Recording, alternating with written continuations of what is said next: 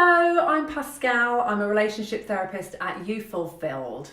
So I want to talk to you today about 4 key attributes to a healthy long-term relationship. Long-term relationships are difficult, they're tricky, we all grow as individuals, and because we grow as individuals, we grow as a couple, and things change over time. So the first thing that I would like for you to consider is personal growth and development. Might not be that intuitive to think of your personal development and how that factors into your long-term relationship, but actually when we grow and we become more aware of who we are and what we need and what we want out of life, all it does is enrich us. It enriches our values, it enriches our communication skills, and this obviously enriches our relationships. So if individuals within the relationship can work on personal development, whatever that looks like, I think that's a really, really significant part of a healthy ongoing relationship.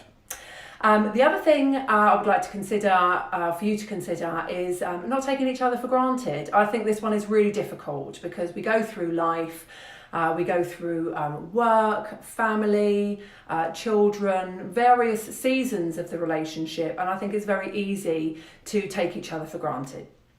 So I like to advise couple to do very small things. I'm not talking about huge gestures. I'm not talking about booking surprise holidays or, fantastic nights out at the opera or anything like that.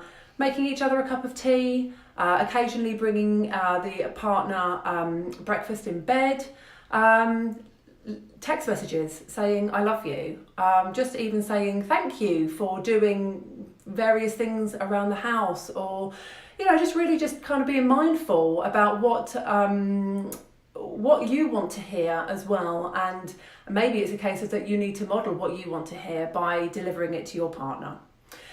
So yeah, just don't take each other for granted and keep the affection going, which is the next point.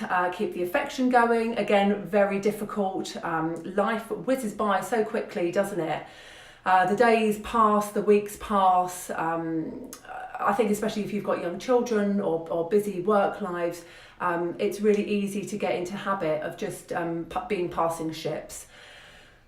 Keep the affection going, the odd cuddle, the odd kiss, actually even really basic things like eye contact when you're talking to each other. Not stereotyping who's going to be in the kitchen making dinner, but having those conversations when you're not looking at each other, when you're busy doing something, is so easy. And the biggest killer of all is having phones out and always being glued to phones. I think we're all guilty of it. So just being really mindful of paying your partner attention, giving affection, and just being kind of in the zone with them. And then the final one, never assume that your partner knows what you're thinking or feeling. Again, a really easy rut to fall into. We all change, we all experience life differently, we have different experiences, families change us, work changes us, we grow, we develop, especially if we do talk about personal development at the beginning.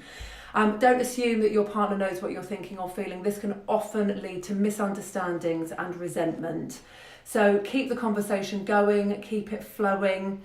And also when you're talking about things that might be upsetting you, or something that your partner has done or said or not done, talk about why it's upset you, why that has triggered you. Not just firing off about what has happened or not happened, but actually what it means to you. I hope that's been helpful. Okay, check out my website www.youfulfilled.co.uk.